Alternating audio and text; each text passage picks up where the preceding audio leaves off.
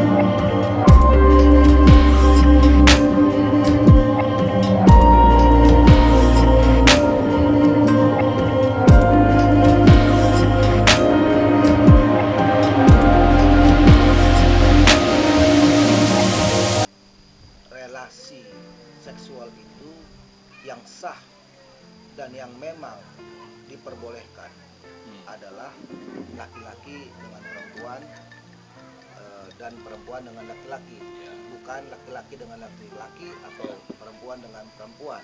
Dan itu pun harus punya batasan dalam pernikahan, ya. Ada proses pernikahan yang harus dilalui, barulah yang namanya relasi seksual itu dianggap sah, dianggap benar. Nah, selain itu, bagaimanalah kita bisa menyetujui atau kita bisa katakan permisif pada perlakuan LGBT? Kalau kita memandang dari sudut fisik jasmaniah kita, laki-laki dan perempuan, maaf ini, untuk bagian alat kelamin, itu sama sekali tidak memungkinkan bagi kita, ya, bahwa organ seks itu kan juga dipergunakan sebagai alat untuk berkembang biak, ya, dan namanya laki-laki dengan laki-laki tidak akan memungkinkan itu terjadi. Begitu juga dengan perempuan.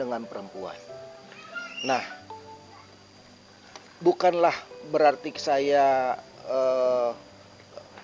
dengan hal ini karena menolak, ya, LGBT, saya tidak mau mengasihi mereka atau saya bersikap membenci mereka. Tidak.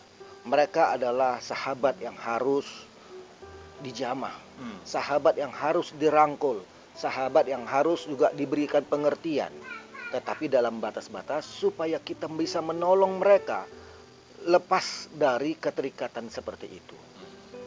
Hal-hal yang seperti itu bukanlah memang saya tahu bahwa mungkin ada faktor bawaan dari lahir, tetapi jauh lebih besar dari segi sudah diriset juga bahwa jauh lebih besar hal-hal seperti ini terjadi karena memang mengalami gangguan secara dan sosial dan psikologisnya. Dan dalam hal itulah kita harus membantu mereka, menolong mereka untuk bisa keluar dari ikatan seperti itu atau gangguan ya, gangguan. Saya menganggapnya itu sebagai sebuah gangguan dalam orientasi seksual. Itu saja, Pak. Ya. Sebenarnya cukup singkat.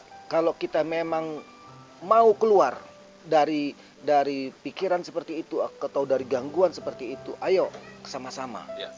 Kita pasti akan tolong. Gereja harus membuka pintu untuk bisa menolong mereka. Seberapa bisa yang bisa kita lakukan untuk menolong mereka?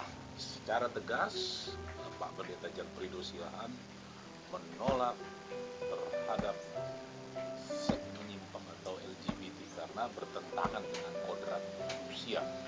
Itu Pak Pendeta Jan Silahan. Ibu Pendeta Ninin mungkin durasi 3 menit untuk mempresentasikannya tentang LGBT. Kalau LGBT ini kan sebenarnya kasus ataupun persoalan abnormal dari kebutuhan seksual. Jadi itu punya latar belakang. Latar belakang itulah yang harus dipecahkan. Jadi kalau kita dalam sisi teologi kita tidak bisa langsung memvonis seseorang ini titik kesalahannya itu pada di situ. Tapi kita harus melihat latar belakangnya dia, mengapa dia sampai melakukan hal seperti itu. Nah, jika latar belakang itu kita sudah ketahui, maka kita harus mengambil keputusan, memutuskan atau bagaimana. Karena banyak kali kita sebagai seorang pelayan hanya memutuskan satu sisi saja, tapi kita tidak bisa melihat latar belakangnya, terus apa yang menjadi pergumulan dia, akar istilahnya kita ingin mencabut, tapi nggak sampai akar, ya wajar aja dia tetap bertumbuh karena akarnya belum dicabut benar-benar.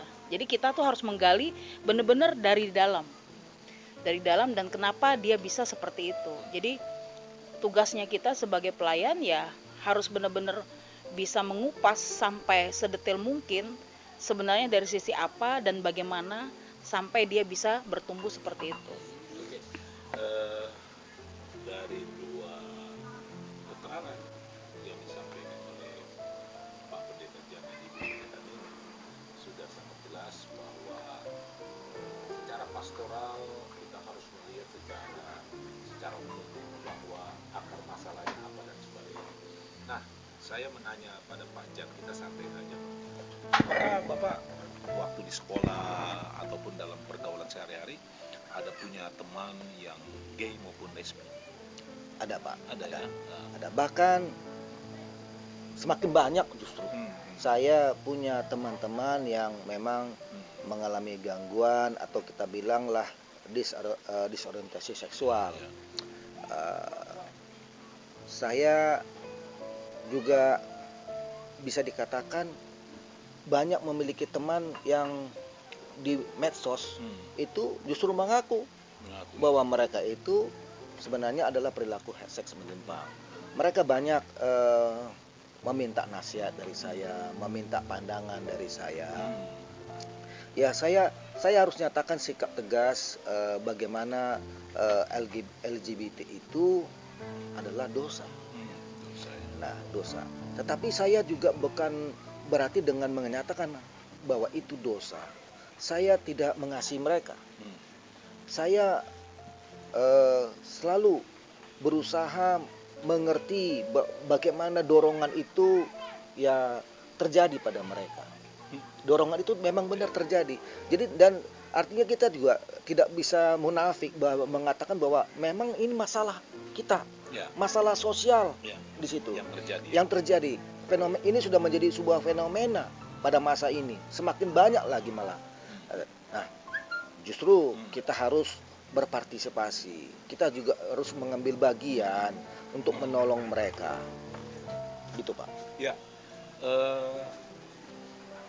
apa yang Pak Jan Prido katakan, teman di medsos, bahkan ada teman yang punya orientasi LGBT ya, khususnya gay ataupun lesbi, tetapi memang jangan dimusuhi atau itu artinya bagaimana memanusiakan dia sebagai Iya, manusia juga. betul. Bu Ninin ada pengalaman mungkin teman atau yang lain-lain? Ya kalau saya cukup banyak ya kalau bertemu dengan banyak orang, dan khususnya pengalaman yang nggak pernah saya lupakan di tahun 2003 ketemu dengan anak binaan. Dia pekerjaannya sebagai perawat tapi laki-laki, dan dia, saya nggak sebutkan rumah sakitnya ya, Ya. dan dia sebagai perawat laki-laki dan dia ditugaskan di kamar mayat. Dan yang membuat saya kaget adalah dia senang bersetubuh dengan mayat. Waduh. Ya. Dan bagi saya secara pribadi saya sangat kaget gitu. Dan itu pengalaman berharga bagi saya bertemu dengan orang yang seperti itu. Dan ketika saya tanyakan apa yang melatar belakangi dia melakukan hal itu, ya dia bilang ya karena saya kalau dengan pacar untuk melakukan pikir 2 kali. Dengan orang yang normal pasti dia akan protes, menuntut tanggung jawab. Tapi kalau dengan mayat bagi dia nggak ada hal yang ini. Jadi ketentuannya saya bilang kapan kamu melakukan itu? Ketika baru-baru meninggal.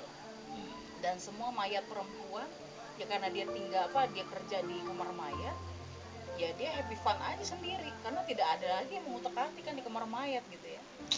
Nah, jadi satu kebiasaan yang dia sudah lakukan tuh hampir 5 tahun pada saat ketemu dengan saya. Nah jadi saya bilang bahwa ini benar-benar penyakit gitu ya. Jadi dia punya latar belakang untuk melampiaskan sesuatu, tapi dia juga tidak mau istilahnya terikat dengan apapun. Dan dia membuat happy fun pada dirinya sendiri padahal beresiko. Nah, bagaimana caranya kita memutuskan untuk hal ini? Ya kita harus memutuskan dulu.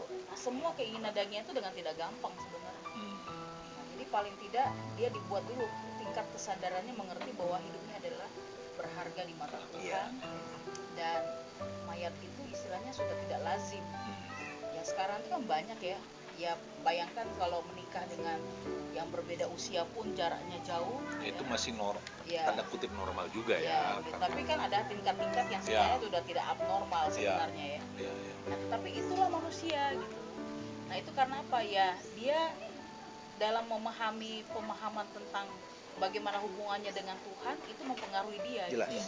Jelas. Jadi kalau andaikan dia punya hubungan dengan Tuhan tidak sesuai dengan apa yang diinginkan, ya pasti hancur semuanya. Ya. Dan dia hanya melakukan standar dengan standar pikirannya saja. Ya artinya tadi pertanyaan saya, teman atau ibu kenal ada dekat dengan orang yang orientasinya berbeda lah, gitu daripada umumnya. Apakah ibu ada teman yang gay Ya, kalau- atau lesbi?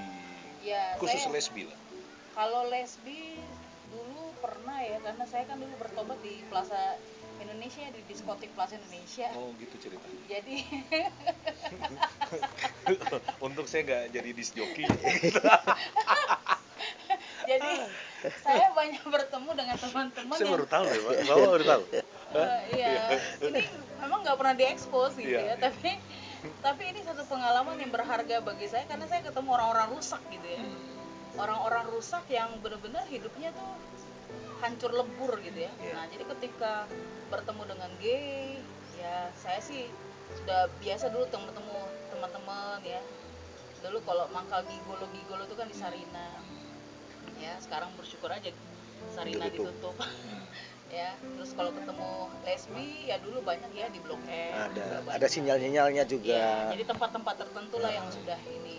Dan ketika saya bertemu dan ketika Tuhan sudah pulihkan saya, ya saya bertemu dengan mereka dan saya mencoba untuk bisa mendekati mereka dan menyadarkan mereka bahwa hidup mereka adalah orang-orang yang sangat berarti. Iya. Nah sekarang saya lanjutkan pertanyaannya ke Bu. Seru nih kayaknya pas Oh Abang seru bertanya. lah. Bu kalau ada anggota, Bu, itu ubinya coba bisa digeser ke sini lah, supaya orang melihat kita ini jajan, gak hanya diskusi. Iya. Sambil dinikmati Pak, sambil Ya, dinikmati. ya. Kita ini obrolan santai Bapak Ibu, berkisar tentang obrolan teologi yang tidak harus terikat pada keseriusan, tapi santai berbobot. Nah, kalau santai nggak berbobot, ke laut biasanya. Gantung diri dong. Seperti itu. Tapi ini hanya joke saja. Nah, Ibu sebagai gembala sidang ya, jemaatnya yang mungkin sangat signifikan gitu ya. Pertanyaan saya, walaupun ini sebenarnya pada nilai-nilai pastoral saja, langkah apa yang Ibu lakukan bila ada jemaat Ibu ya, dia gay atau lesbi? Apakah ada pelayanan khusus terhadap dia, atau dia diperbolehkan untuk aktif dalam katakanlah pemuda atau kegiatan komisi perempuan dan yang lainnya? Pandangan Ibu ya sebagai gembala sidang. Kalau saya pertama sesuai dengan etika dulu ya. Ya. Saya mengklasifikasikan orang yang saya layani adalah yang sesama dengan saya ya, sesama jenis dulu. Karena kalau tingkat G nanti agak sedikit trouble. Jadi yang wanita, yang lesbi mungkin saya bisa layani. Kalau G mungkin saya serahkan kepada gembala yang pria. Gitu. Ya, ya. Nah, jadi kalau saya lakukan kepada jemaat yang seperti itu, ya saya coba pendekatan dulu, ya pendekatan, terus udah gitu saya buatlah pendekatan sampai senyaman mungkin, karena membongkar sesuatu itu kan tidak gampang dan belum tentu dia mau membukakan segala sesuatunya gitu, karena itu sebagai kedok pribadi yang membuat dia malu ya. Jadi itu hanya saya dengan dia saja yang bisa melakukan itu, jadi pendekatan, terus udah gitu membuat. Nah, yang perlu dari tanda tanya adalah karena kan dia lesbi ya, saya juga harus waspada. Jangan sampai dia, karena dia udah berharap dengan saya, pendekatan dengan saya, jangan sampai dia jatuh cinta sama saya. Karena biasanya mikir ya, ya, karena apa? Dia mungkin bisa jadikan idola, gitu ya. Jadikan, ya, jadikan idola dan semua jadi berharap sama kita. Ini yang perlu diperhatikan. Karena kita mencoba secara etikanya antara wanita dengan wanita, tetapi karena kasus seperti ini, ya karena dia membutuhkan kasih sayang. Orang yang seperti ini kan karena orang trouble yang membutuhkan kasih sayang. Kenapa dia baru sadar pakai masker? Ya, saya baru bersin. Lanjut Bu. Jadi dengan kondisi seperti ini, ya saya harus benar-benar dengan hikmat Tuhan lah ya, saya bilang melakukan pendekatan dengan kasus seperti ini. Jadi jangan sampai dia berharap full dengan saya dan dia mungkin berharap bahwa menjadi kakaknya ataupun menjadi saudaranya, tapi ya jangan sampai lebih gitu ya. Nah, jadi benar-benar harus memulihkan juga. Dan kalau perlu mungkin saya mencari juga teman yang bisa mendampingi saya, yang mungkin juga wanita juga, supaya jangan sampai ada hanya terfokus kepada saya, tapi bisa juga mungkin majelis yang bisa mendampingi saya secara pastoral. Nah, seperti itu Pak Sabta. Jadi seperti itu ya. Iya. Jadi pendekatan pelayanan. Iya. Akar masalah dosanya itu dilayani. Iya. Bisa. Ini dari sudut pandang psikologi Bu ya. Katanya gay lesbi itu nggak bisa diobati. Sebenarnya sih bisa ya, tapi karena komitmen dari ini terus jangan sampai dikucilkan nama keluarga. Karena kadangkala kurang terimanya keluarga dengan kondisi seperti itu, akhirnya dia kembali lagi dan dia mencari orang yang benar-benar bisa menerima dia apa adanya. Kalau keluarga sendiri tidak bisa menerima, ya dia wajar, dia pergi lagi kemana ya. Jadi keluarga juga harus dekat. Pak yang mungkin bisa menceritakan khususnya kalau pernah ada melayani jemaat yang gay dan pendekatannya apa sih? Beberapa kali pengalaman saya berkenalan dan kemudian saya tahulah dia memiliki orientasi yang berbeda, ya dia sebenarnya orientasinya kepada yang sejenis, tetapi cukup unik pengalaman saya Pak, karena mereka umumnya gay yang kemudian berkenalan dengan saya dan bercerita tentang kehidupan gaynya itu, mereka adalah pria-pria yang sudah berkeluarga dan ada yang punya anak Pak. Jadi ya ternyata mereka bersedia curhat itu kalau memang kita bisa menampung permasalahan mereka, menampung keluh kesah mereka. Jadi memang itu yang mereka butuhkan, dan kita harus bisa dipercaya untuk menjaga kerahasiaan ini. Nah, banyak yang ternyata bekerjaannya cukup baik, cukup terhormat bahkan, gitu loh Pak. Tetapi ya ketika dia ungkapkan seperti itu begini, wah saya cukup kaget, dan saya mengatakan bahwa ini jangan diteruskan. Ini harus dilawan. Caranya adalah makin kasihi keluarga. Semakin kembali, semakin lebih banyak menghabiskan waktu dengan keluarga. Karena ketika dia memendamkan banyak kekecewaan misalnya kepada keluarga atau kepada pasangan hidupnya, atau kekecewaan kepada keluarga, pikiran dan dorongan itu semakin terjadi. Nah, ujung-ujungnya mereka akan mencari teman yang bisa bisa sama-sama merasa terhibur. Nah, jadi saya memang mendorong mereka untuk kembali ke Tuhan, kembali ke keluarga, kembali kepada kesibukannya, karena dorongan ini hanya bisa digantikan kegiatannya, Pak. Pikiran itu, dorongan itu atau godaan itu hanya bisa dilarikan. Kita nggak bisa, mungkin dorongan itu nggak bisa benar-benar mati, Pak. Tetapi kalau selama ini dia sudah bisa menjalani hidup berkeluarga, hidup dengan pekerjaan yang bagus, ya. Nah, itu yang harus benar-benar didorong lagi supaya dia benar-benar memfokuskan diri pada mengasihi keluarga, mengasihi Tuhan, melayani, bahkan juga berdedikasi pada di mana dia tempatnya bekerja. Oke.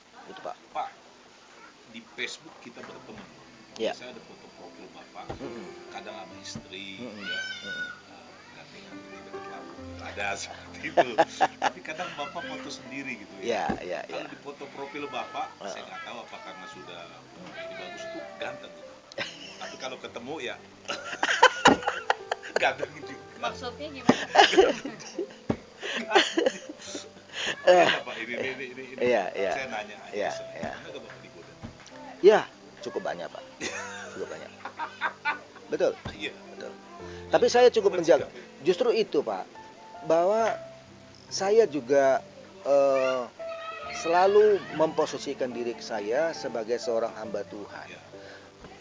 Apa-apa yang mungkin saya sampaikan dan apa-apa yang mungkin saya tampilkan, saya tidak mau orang-orang hanya menganggap saya sebagai seorang laki-laki yang artinya ya justru menjadi murahan, bisa digoda atau apapun. Iya. Nah, tapi ya kalau misalnya mereka datang kepada saya untuk minta nasihat, minta masukan atau apapun, sebatas saya mampu, saya layani. Kalau foto saya berkeluarga, dengan anak, atau bahkan saya sendiri pun, saya selalu membuat sebuah caption atau pernyataan-pernyataan yang artinya membawa orang itu juga untuk berpikir sehat. Pak, ini sama Ibu ini mungkin saya mau nanya sebagai hamba Tuhan. Menurut pengalaman pribadi Ibu Bapak, menurut Bapak ada nggak di Indonesia ini, konteks Indonesia ya, pendeta gay tulisme? Siapa dulu jawabnya? Coba Ibu. Ya. Kalau pengalaman saya, Pak, saya sudah menemui beberapa orang yang hamba Tuhan bahkan pendeta itu gay, Pak. Tapi mereka berkeluarga dan menyembunyikan kegiatannya. Mungkin hanya sekedar hasrat liar yang sesaat. Betapapun mungkin beban kepercayaan sebagai seorang hamba Tuhan atau dan dengan gelar pendeta seperti itu tentu saja sangat membatasi ruang geraknya untuk melakukan hasrat yang tidak benar, orientasi yang tidak benar itu. Ada ya? Tetapi ya saya temukan mungkin tidak selalu pendeta sih Pak, tapi tetap hamba Tuhan yang bekerja dan bertugas dalam ibadah-ibadah raya, misalnya pada hari Minggu atau hari-hari besar Kristen. Ya kalau saya Leslie sih udah bertemu, cuman nggak banyak ya. Hamba Tuhan. Ya hamba Tuhan. Dan itu emang agak susah ya, karena ketika bertemu dengan saya pun malah dia melakukan pendekatan gitu ya. Dan saya agak ngeri-ngeri sedap kalau udah kayak gitu. Saya mencoba untuk menjauh ya, bukan ya ada juga gitu ya. Jadi emang ya mungkin kebutuhan biologis yang mungkin pernah dia lakukan dan dia tidak dapatkan, dan akhirnya dia mencobalah untuk melakukan pendekatan dengan orang-orang yang terdekat dengan dia. Jadi, Ibu menolak secara tegas. ya pastilah, karena ya dia mencoba untuk jadi sahabat ya, dan Ya. saya tidak punya pemikiran negatif untuk dia dekat dengan saya, karena saya berpikir sesama pelayan gitu ya, sesama hamba Tuhan. Tetapi ternyata ada maunya gitu ya.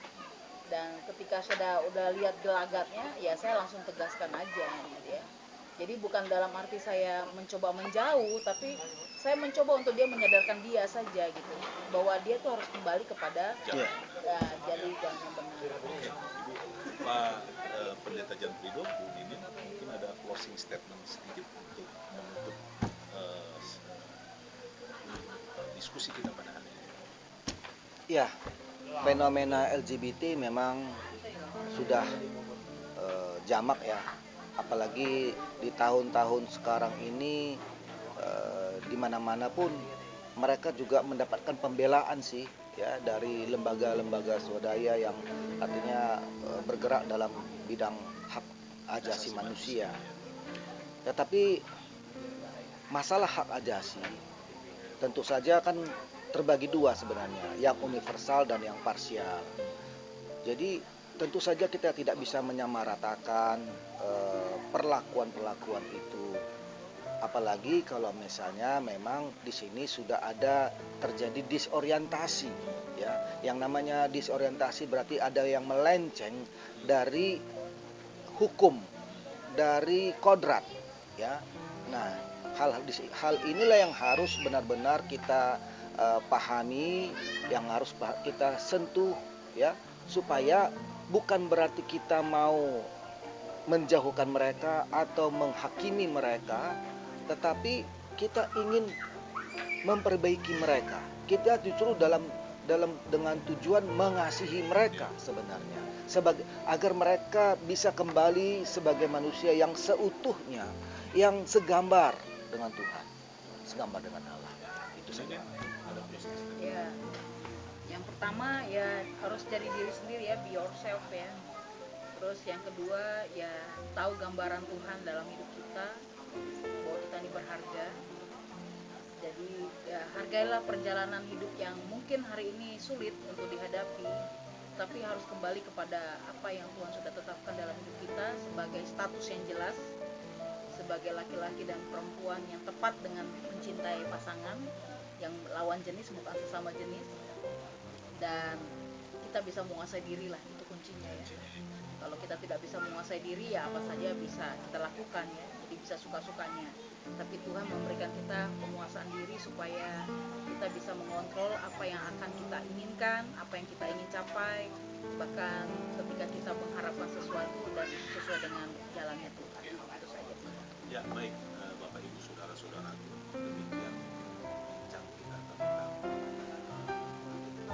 LGBT dari dua narasumber saya mengatakan secara tegas bahwa LGBT adalah yang berdosa. Orangnya tidak kita benci, tapi dosanya kita benci. Sampai ketemu dalam bincang teologi pada waktu yang akan kita sama-sama bincangkan. Saya Sabta Utama Shalom.